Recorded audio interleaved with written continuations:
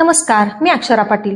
पुस्तक वाचन या युट्यूब चॅनलमध्ये आपणा सर्वांचं खूप मनापासून स्वागत. मित्रांनो, शिवाजी सावंत लिखित मृत्युंजय या कादंबरीचं आपण वाचन करीत आहोत.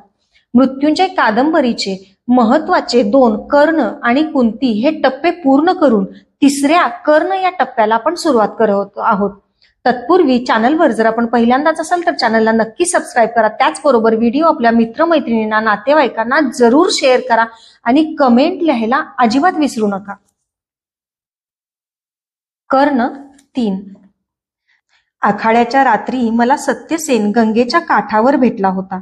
त्याला माझी गाठ घे असं मी सांगितलं होतं. त्याप्रमाणे तिसऱ्या दिवशी मला तो भेटला.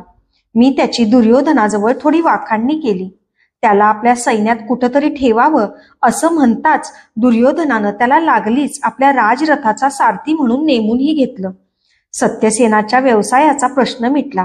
थोड्याच दिवसात त्यानं आपल्या सारथ्यातील कौशल्यानं दुर्योधनाची कृपाही संपादन केली.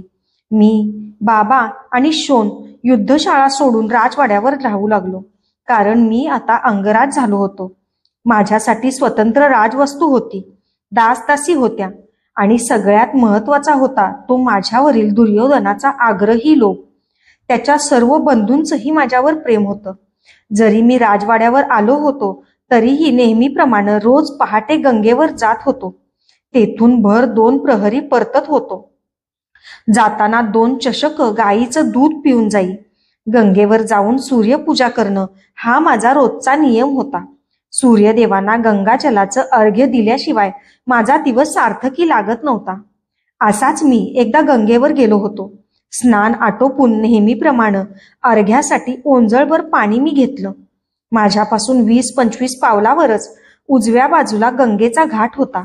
त्याच्या दगडी पायदंड्या धुसर प्रकाशात अस्पष्ट दिसत होत्या.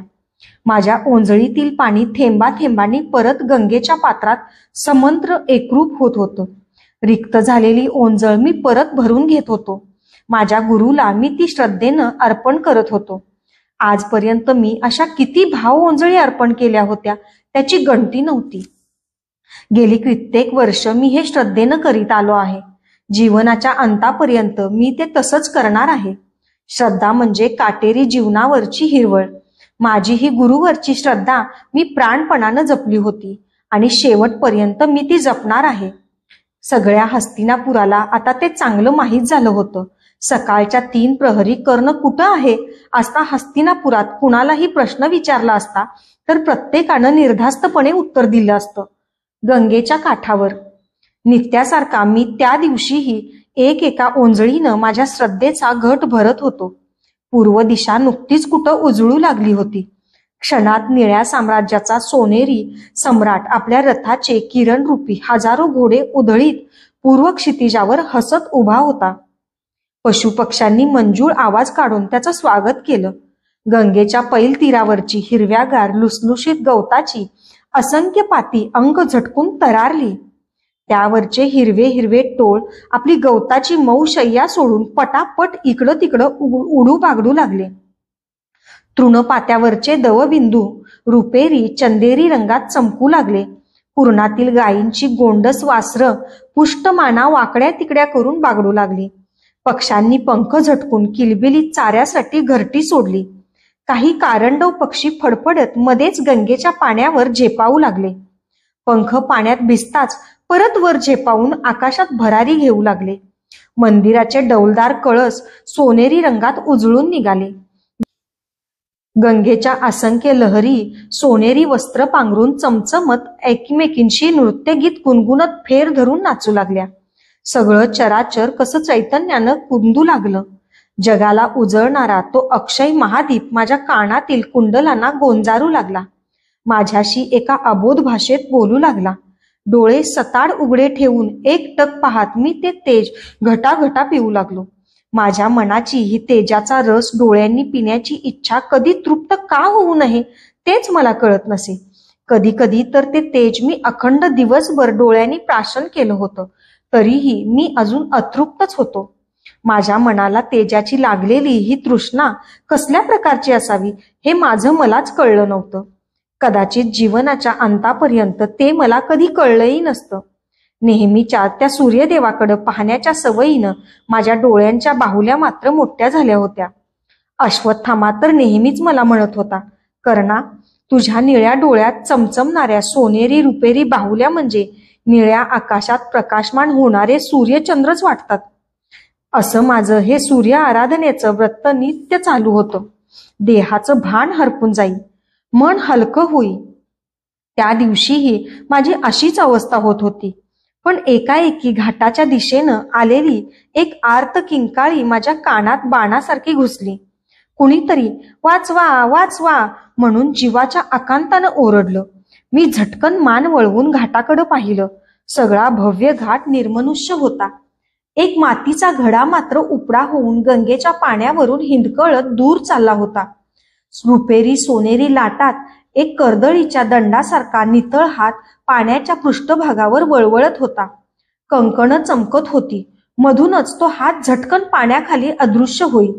काठावरच्या शेवाळलेल्या पायदंडीवरून पाणी भरताना कोणत्या तरी ललनेचा गंगेत तोल गेला होता. नेहमीच दुरून आकर्षक दिसणारं तिचं सखोल पाणी आज कुणाला तरी कायमचं आपल्या उदरात घेऊ पाहत होतं.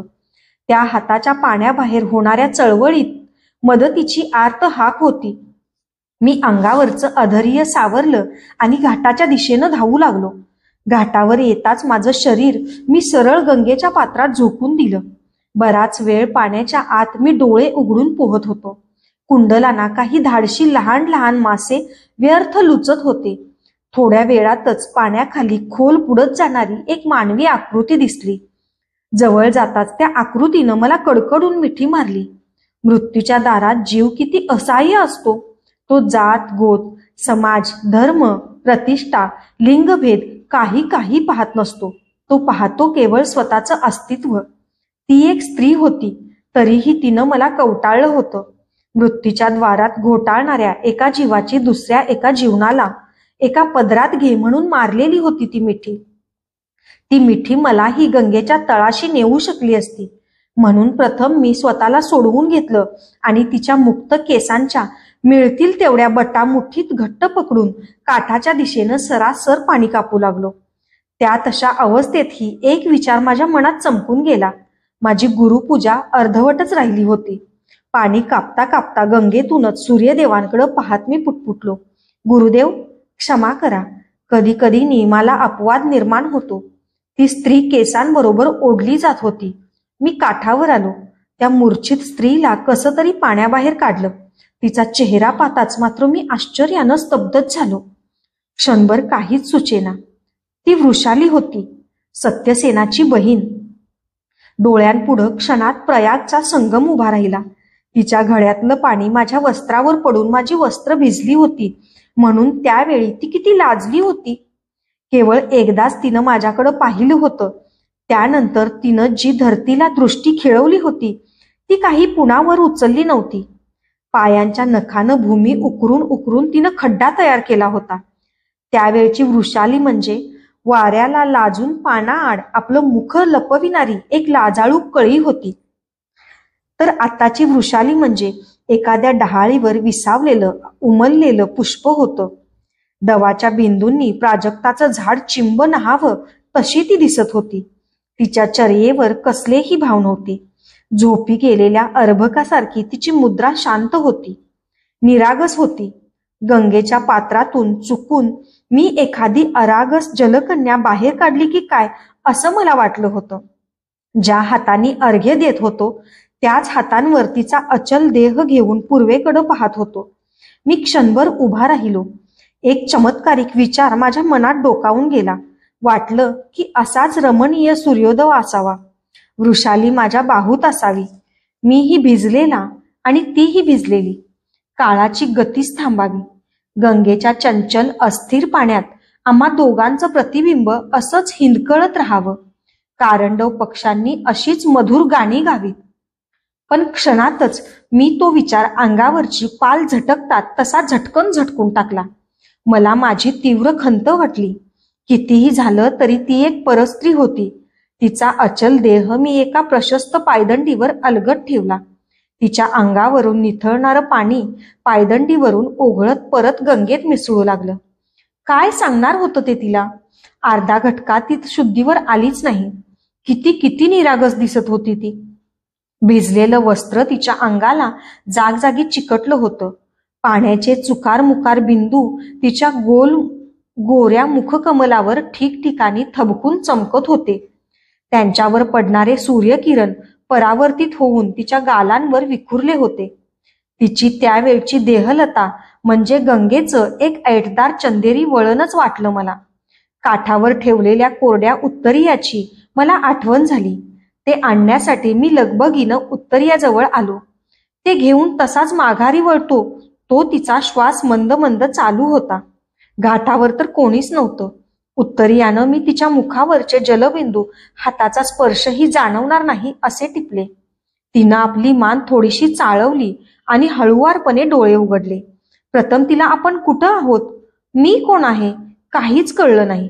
बावरल्या नेत्रांनी ती माझ्याकडं एकटक पाहू लागली. कुंडलांवर तटलेले 2 जलबिंदू घरघळून माझ्या खांद्यावर पडलेले तिनं पाहिले आणि एका क्षणात तिला आपण कुठं आहोत, मी कोण आहे याची सर्वांची जाणीव झाली. झटकन ती उठून बसली. अंगावरचं ओलं वस्त्र लगबगीनं सावरण्याचा गमतीदार प्रयत्न ती करू लागली. तिनं आपली मान खाली घालून सावरून उठून उभं राहताना माझं उत्तरीयही तिनं नकळत आपल्या अंगाभोवती तसंच लपेटून घेतलं. वर उठून गंगेच्या पाण्यात दूरवर वाहत गेलेल्या घड्याकडं बोट दाखवीत मी म्हणालो, माग प्रयागात तुमचा एक घडा फुटला होता. आज हस्तिनापुरात एक घडा गंगेनं कायमचा हिरावून घेतला आहे. कुणासाठी ते तिलाच विचारा. तिनं हिंदकळत दूरवर जाणाऱ्या त्या गंगेतल्या घड्याकडं एक दृष्टिक्षेप टाकला. लाजून खाली मान घालून ती गरकन वळली आणि एक एक पायदंडी चढत दूर निघूनही गेली. तिच्या ओल्या पायांचे सुस्पष्ट ठसे घाटाच्या पायदंड्यावर रांगेत उमटत गेले. जाताना तिनं गोंधळून माझं उत्तरीयही तसंच आपल्याबरोबर नेलं. तिच्या या धांदरटपणावर मी स्वतःशीच हसलो. गंगेतल्या त्या घड्याकडं मी कितीतरी वेळ पाहत होतो. मागून कुणीतरी घाटाच्या पायदंड्या उतरत असल्याची चाहूल लागली. म्हणून मी मागं वळून पाहिलं. ते पितामह भीष्म होते. मला पाहताच अगदी सहजपणानं त्यांनी विचारलं, कर्ण, आज अजूनही तू पात्राबाहेर कसा? मी काहीच बोललो नाही. काय बोलणार होतो? माझी साधना काही कारणानं आज अपुरी राहिली आहे असं मी त्यांना कसं सांगणार होतो? केवळ अंगावरच्या ओल्या उत्तरीयातच गंगेवरून परतलेल्या कर्णाकडं त्या दिवशी कितीतरी नगरजन आश्चर्यानं पाहत होते. धन्यवाद.